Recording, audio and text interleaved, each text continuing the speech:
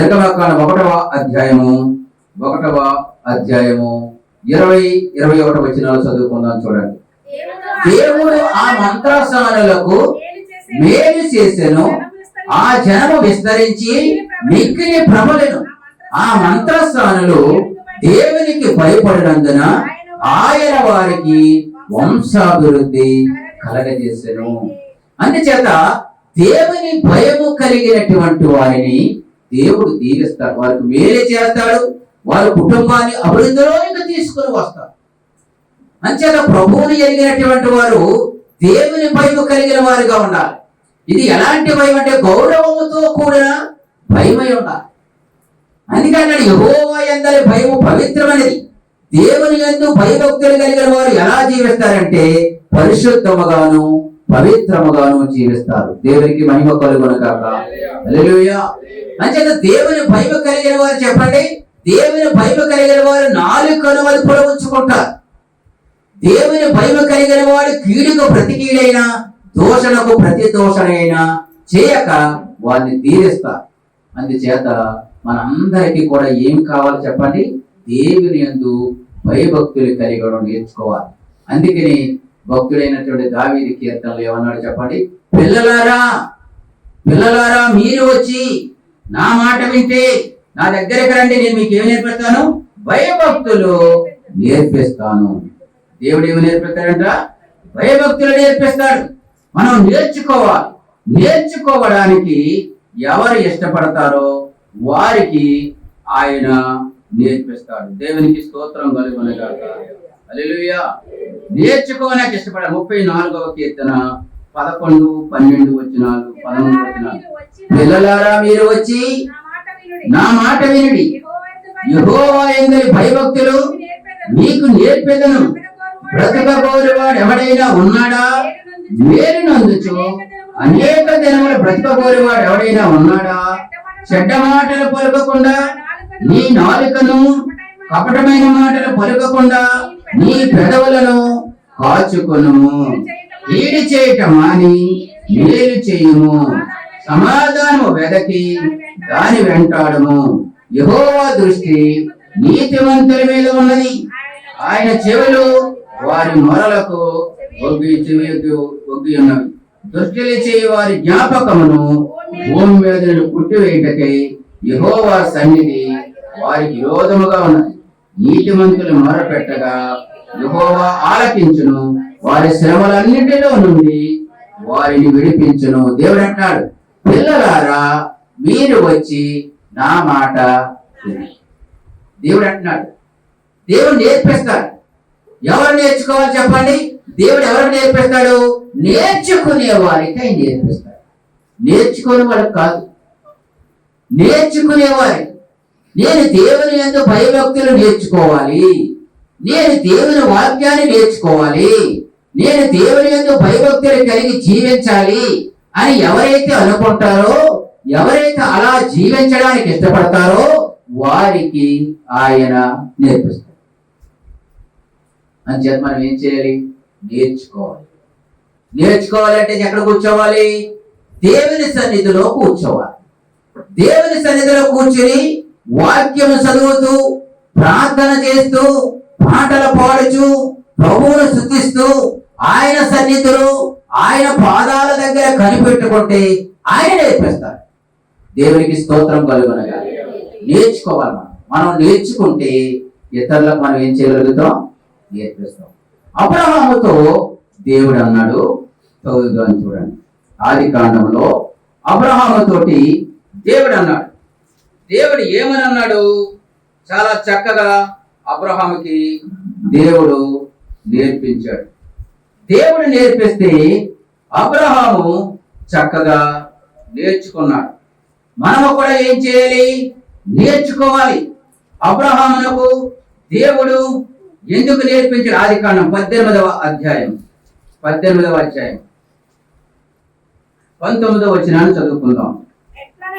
ఎట్లనగా యెహోవా అబ్రహామును పూర్తి చెప్పినది అతనికి కలుగజేయనట్లు తన తరువాత తన పిల్లలను తన ఇంటి వారును నీతి న్యాయములు జరిగించుచు యెహోవా మార్గమును గైకొంటకు అతడు వారికి ఆజ్ఞాపించినట్లు నేను అతనిని ఎరిగి ఉన్నాను. అంటే అబ్రహాముకు దేవుడు నేర్పిస్తున్నాడు. ఎందుకు? అబ్రహాము తర్వాత అబ్రహాము తన పిల్లలకు నేర్పించడానికి, ఆ తర్వాత వచ్చేవారు వారికి నేర్పించడానికి. అంటే ఎవరు నేర్చుకున్నది మన దగ్గర ఉండిపోకూడదు, కానీ మనం నేర్చుకుని మన పిల్లలకు నేర్పించాలి. పిల్లల పిల్లలకు కూడా మనం ఏం చేయాలి? నేర్పించాలి. నేర్చుకోవాలంటే ముందు ఏం చేయాలి? పిల్లవాడు నడాలనుకోండి, నడ్డానికి ముందు కొన్ని జరుగుతాయి. నడ్డానికి ముందు పిల్లవాడు నడ్డానికి ముందు చంటి పిల్లవాడు నడ్డానికి ముందు ఏం జరుగుతుంది చెప్పండి?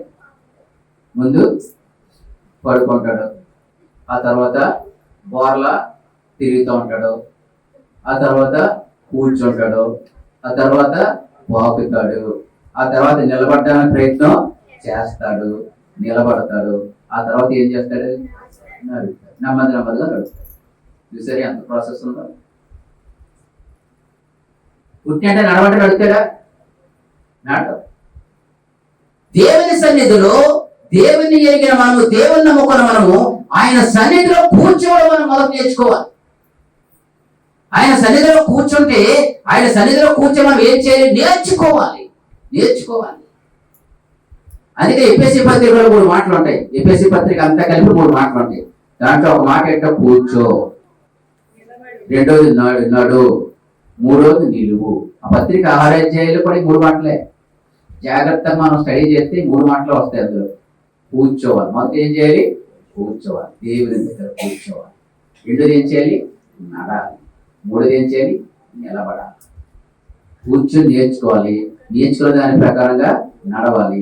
ఆ తర్వాత ఎప్పుడు నిలవాలి? శత్రువు వచ్చినప్పుడు నిలిచి ఎదిరించాలి. ఈ 3 మాటలు ఎఫెసీ పత్రిక. అంచేత దేవుడు ఏమంటున్నాడు? నేను నేర్పిస్తాను అంటున్నాడు. నేర్చుకోవడానికి మనం ఏం చేయాలి? ఇష్టపడాలి. అంచేత ప్రతిరోజు దేవుని వాక్యాన్ని మనం చదవాలి. ప్రతిరోజు మనం ఏం చేయాలి? దేవుని వాక్యాన్ని చదవమని ఎవరు చెప్పారు? దేవుడు చెప్పారు. దేవుని యందు భయభక్తులు కలిగిన వారు ఏం చేయాలి? ఇప్పుడు ప్రతిరోజు ఏం చేయాలి? వాక్యాన్ని చదవాలి. ప్రతిరోజు వాక్యాన్ని చదవడం లేదు అంటే దాని అర్థం ఏంటి? దేవుడు అంటే భయం లేదు. దేవుడు అంటే భయం కలిగిన వారు ఏం చేస్తారు? రోజును వాక్యం చదువుతారు. చదువు వచ్చిన ప్రతి ఒక్కరు కూడా వాక్యాన్ని చదువుతారు. ఒకవేళ వాక్యాన్ని చదవడం లేదు అంటే దాని అర్థం ఏంటి? నీకు దేవుని భయము లేదు. నేనేనా మీరైనా ప్రతిరోజు దేవుని వాక్యాన్ని చదవడం లేదు అంటే మనకేమి లేనట్టు? దేవుని భయము లేదు. దేవుడు ఏమన్నాడు? కీర్తనలు 1 యెహోవా దివారాత్రులు యెహోవా ధర్మశాస్త్రములు ధ్యానించేవాడు. దివారాత్రులు ఏం చేయమన్నాడు? వాక్యాన్ని చదవమన్నాడా? చదివి ఏం చదివేమో అది మరలా జ్ఞాపకం చేసుకోవాలి. అది జ్ఞానించడం. మరి చదువుతున్నామా?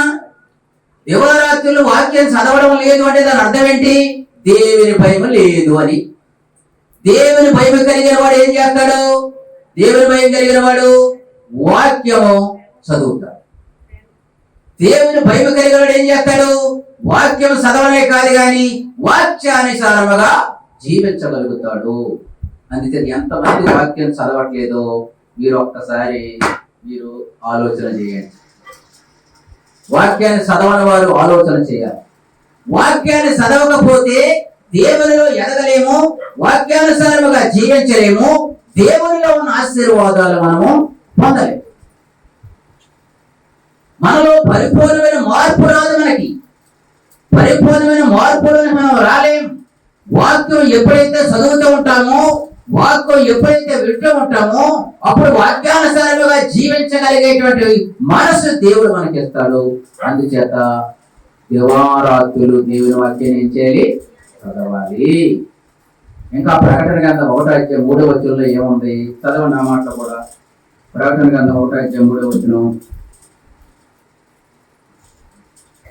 ప్రకటన గ్రంథం సమయము సమీపించుతున్నది కనుక ఈ ప్రవచన వాక్యమును చదువువాడును వాటిని విని ఇందులో రాయబడిన సంగతులను గైకొని వారును ధన్యులు. ఇంకా ప్రకటన గ్రంథంలో కూడా దేవుడు ఏమంటున్నాడు చెప్పండి? ప్రకటన గ్రంథంలో కూడా దేవుడు ఏమంటున్నాడు? చదవమంటున్నాడు. ఏమి చదవమంటాడు ఆయన? ఏమి చదవమంటున్నాడు? వాక్యమును చదవమంటున్నాడు ఆయన. వాక్యమును మనం ఏం చేయాలి? చదవాలి. దేవునికి స్తోత్రం, హల్లెలూయా. అంచేత వాక్యాన్ని ఎవరు చదువుతారు చెప్పండి? వాక్యాన్ని ఎవరు చదువుతారు? దేవుని భయము కలిగిన. మరి మనకి దేవుని భయం ఉందో లేదో మీ మట్టుకు మీరు ఆలోచన చేయాలి. దివారాత్రులు పగలు రాత్రులు కూడా వాక్యాన్ని చదువుతున్నారా లేదా? ఒకవేళ ఇంకా ఎక్కువ సమయం మీకు అందరూ ఆ సమయంలో కూడా మనం ఏం చేయాలి? వాక్యము చదవాలి. అంచేత వాక్యము మనకి ఎవరిచ్చారు చెప్పండి? వాక్యం ఎవరిచ్చారు? దేవుడే ఇచ్చాడు. కాబట్టి వాక్యాన్ని మనం చదవడం మానకూడదు. వాక్యాన్ని మనం ఇచ్చకూడదు, చదవడం మానకూడదు. ఎందుకంటే రకరకాలైనటువంటి బోధలు, రకరకాలైనటువంటి తప్పుడు బోధలు లోకములోనికి వచ్చి ఉన్నాయి. ఈ తప్పుడు బోధలను మనము చెప్పండి ఎదుర్కోవాలి అంటే, అది తప్పుడు బోధ అని మనం గ్రహించాలి అంటే మనం ఏం చేయాలి చెప్పండి? వాక్యమును మనము చదవాలి. చదివిన వాక్యాన్ని మనము జ్ఞానించే వారిగా మనము ఉండగలగాలి. దేవునికి స్తోత్రం కలుగునుగాక, హల్లెలూయా. అందుచేత వాక్యాన్ని మనం ఏం చేయాలి? వాక్యాన్ని ఏం చేయాలి? చదవాలి. ఎప్పుడు చదవాలి? మనకి ఎప్పుడు ఖాళీ ఉంటే అప్పుడు కాదు, మనకి ఎప్పుడు జ్ఞాపకం వస్తే అప్పుడు కాదు. దేవుడు చెప్పినది ఒక క్రమమైన రీతిలో వాక్యాన్ని చదువుతూనే ఉండాలి. 2 రోజులకి, 3 రోజులకి, 6 రోజులకి, నెల రోజులకి వాక్యం చదవడం కాదు. ఆదివారం వాక్యం చదవడం కాదు. ప్రతిరోజు ఈ వాక్యం ఏంటి? మనకు జీవాన్ని ఇచ్చేటువంటి, ఆత్మకి ఏమిస్తారు చెప్పండి? జీవాన్ని ఇచ్చేది. మనలో ఉన్న ఆత్మ పోషించబడాలి. చదువుతాం ఒక మాట యోహాను సువార్త 6వ అధ్యాయము 63వ వచనాన్ని చదువుకుందాం. యోహాను సువార్త 6వ అధ్యాయము 63వ వచనం చదవండి. ఆత్మయే జీవించుచున్నది, శరీరము కేవలము నిష్ప్రయోజనము. ఇంకా రైట్, ఇంకా చదువుతాం చూడండి. యోహాను సువార్త 1వ అధ్యాయం 14వ వచనం చదవండి. యోహాను సువార్త వాక్యము శరీరధారి అయి కృపా సత్య సంపూర్ణుడిగా మన మధ్య నివసించెను. దేవునికి స్తోత్రం కలుగునగాక. అంచేత వాక్యమైన దేవుడు ఏమైనా చెప్పండి? ఆయన శరీరాన్ని ధరించుకుని ఆయన మన మధ్య నివసించాడు. అంచేత వాక్యం అంటే ఎవరు? దేవుడే. అంచేత ఈ వాక్యాన్ని మనం ఏం చేయాలి? చదవాలి. ఎలా చదవాలి? మనము శ్రద్ధగా. ఎలా చదవాలి? శ్రద్ధగా చదవాలి. మనసు పెట్టి చదవాలి. చదివింది అర్థం చేసుకుంటూ చదవాలి. చదువుతున్నప్పుడు వినాలి. వినిన చదివిన వాక్య ప్రకారముగా జీవించాలి. ఆలోచన చేయండి. వాక్యమే మనకు ప్రాముఖ్యము. అంచేత వాక్యాన్ని మనం ఏం చేయాలి? చదివేవారుగా మనము ఉండగలగాలి. దేవునికి స్తోత్రం కలుగునుగాక, హల్లెలూయా. అంచేత దేవుని భయం కలిగిన వారు ఏం చేస్తారు? వాక్యమును చదువుతారు.